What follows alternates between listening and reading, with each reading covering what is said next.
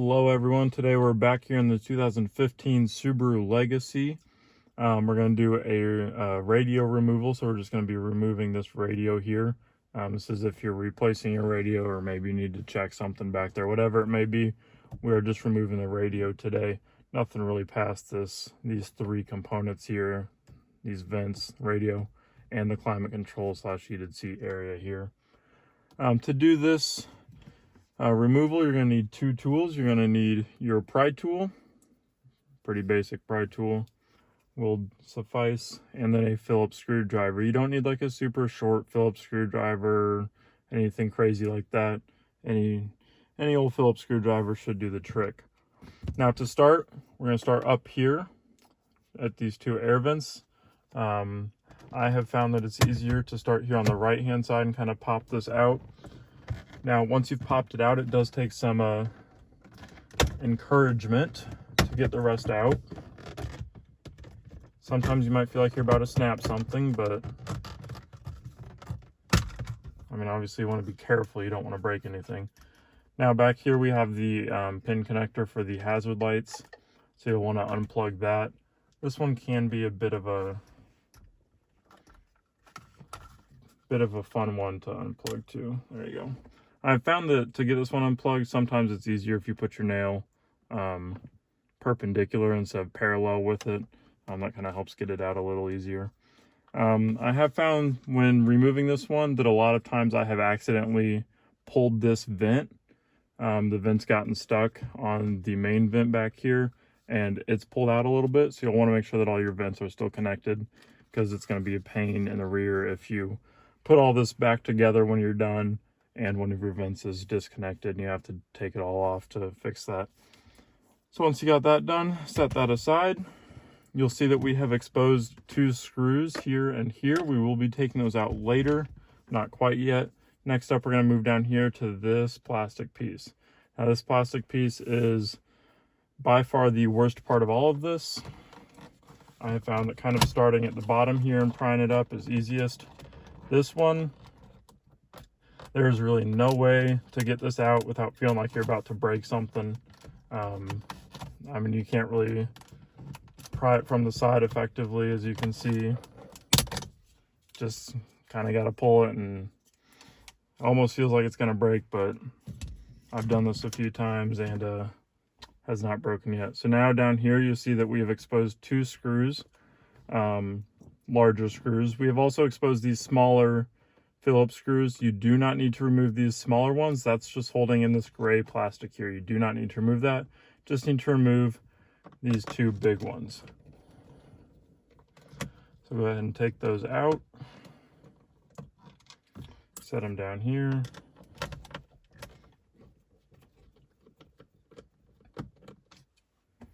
Now, you do not need the pry tool for this next part, but the next part is removing this climate control section. So it's from this silver bar down. You can literally just grab these two little hooks right here, pull on it. Again,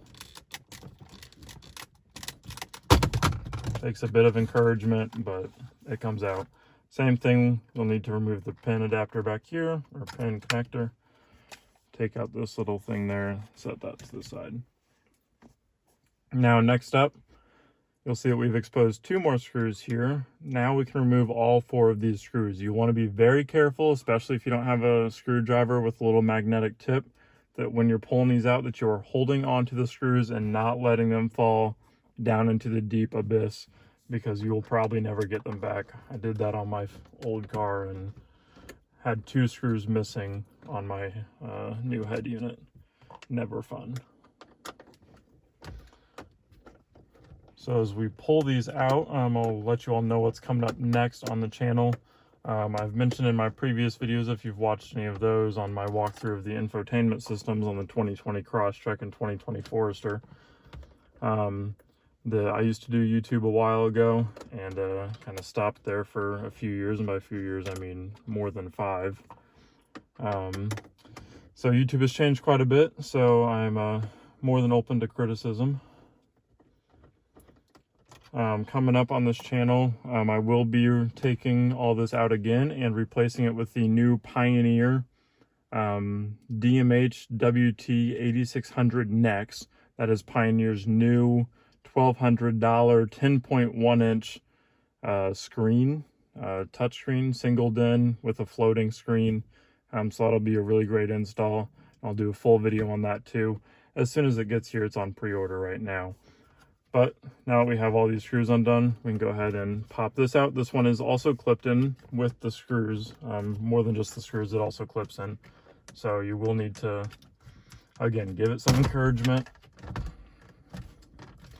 You know, messing with car electronics is kind of a tightrope. You gotta give it some love, but not too much, or else it'll break. Now, if you are taking out the stereo completely to, you know, change your head unit or whatever you may be doing, you'll need to remove these 4 screws on the side, on each side. Take these brackets out. You will probably need those for your install, the screws and the bracket. And you'll need to unplug all these connectors on the back, just like we did. Now, I'm not going to be doing all this yet because the arrival date for my pre-order for the new Pioneer DMH WT 8600 Next keeps getting pushed back. It's now slated to arrive in early June. So fingers crossed that that doesn't get pushed back again. But I will go ahead and show you what all you will be needing if you do, if you are changing your radio. So you will need a dash kit. You're going to want something that, you know, you don't want all these buttons here anymore. So the dash kit for this car looks a little something like this. It's just the black with, you know, gets rid of all the buttons and dials and everything there. And if you're doing a single DIN install, then it should also come with one of these that fills in the other half of it. Like I mentioned, the Pioneer DMH WT 8600 Next is a single DIN with a floating, which means it comes out a bit, floating 10.1 inch screen. So I will be needing this for my install. Now, if this is all you need, and you are doing a new radio, one thing I will add is that down here on this bottom part, and this little cubby down here, you can take the floor rubber off. I know this is probably out of y'all's field of view here, but down here where this rubber is, you can take this off. There's a screw down here you can undo if you need to run a wire like a phone charger or something to the back of your new unit. This is a great place to do that. But I'll get more into depth with all of that when I do my full install.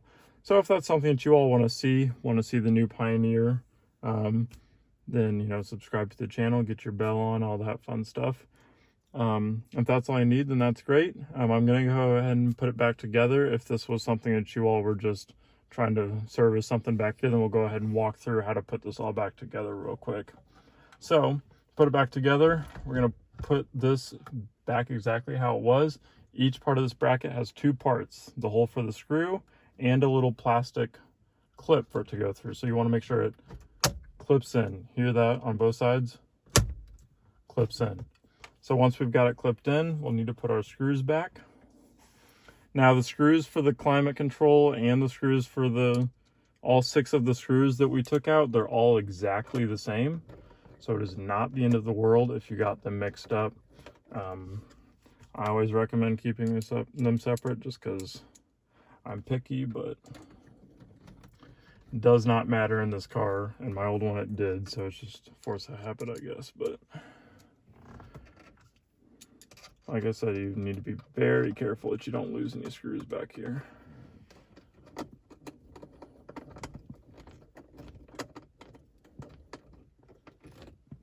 That back in.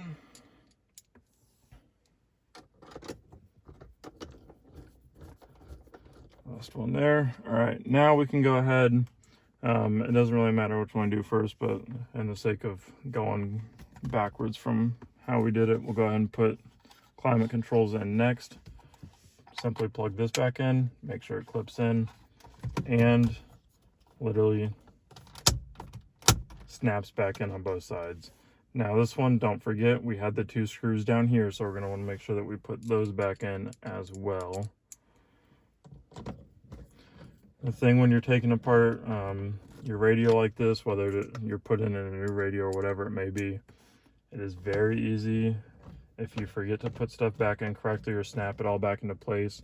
Very easy for this to suddenly feel cheap and flimsy if you're not putting it back together correctly. Now we're ready for this piece to come back in down here. This one is easier to put back than it is to take out, but it is still not fun to put back. Takes a little bit of force. There you go. Completely back in. Now all we have left is our hazard light button and our air vents. So same thing, make sure you plug it in.